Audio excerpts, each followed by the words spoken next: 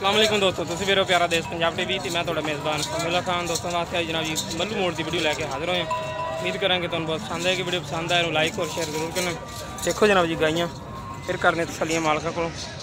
देखो माशाल्लाह बड़ी नस्लजात वाली जर्सी क्रॉस गाय पिछे जनाब जी बच्चा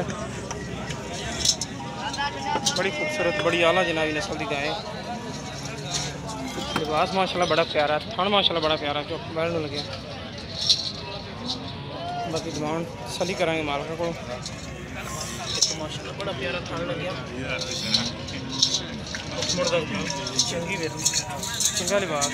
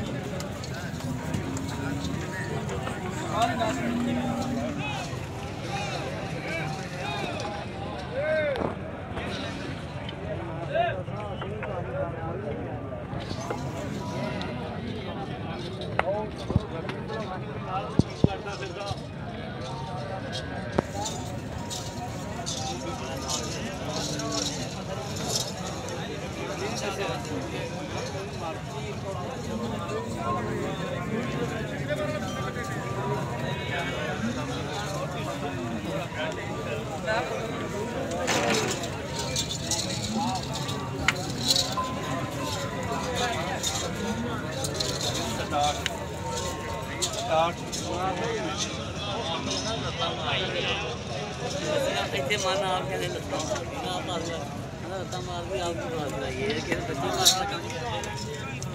क्यों नहीं क्या ना खुद ही कर दिया मार 10 है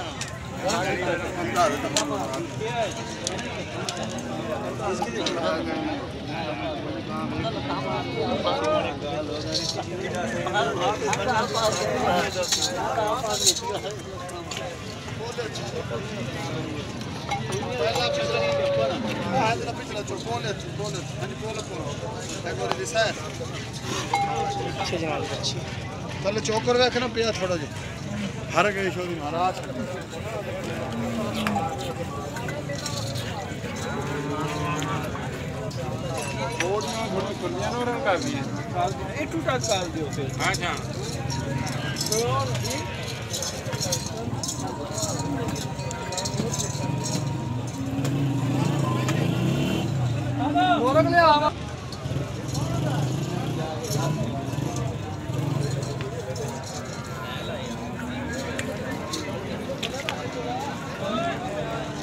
अस्सलाम वालेकुम की ना भाई अपना? हाँ जी आफा जी मोहम्मद कासम परली गां किन्ने दिन सूई काली कल सूई जे कल सूई दुध कितना कर दी तकरीबन? दुध गां कर दी 28 लीटर 32 लीटर 28-32 लीटर माशाल्लाह बड़ी गल है। तो पिछे बच्ची है बच्चा अच्छा है बच्चा है। तो ये कितना सूआ सूई पहला दूसरा दूसरा सूआ सूई? तो यह बड़ी गां ये भी दूसरे सूए। अच्छा नहीं तो मुनासिब डिमांड जी लैनी है वो दसो।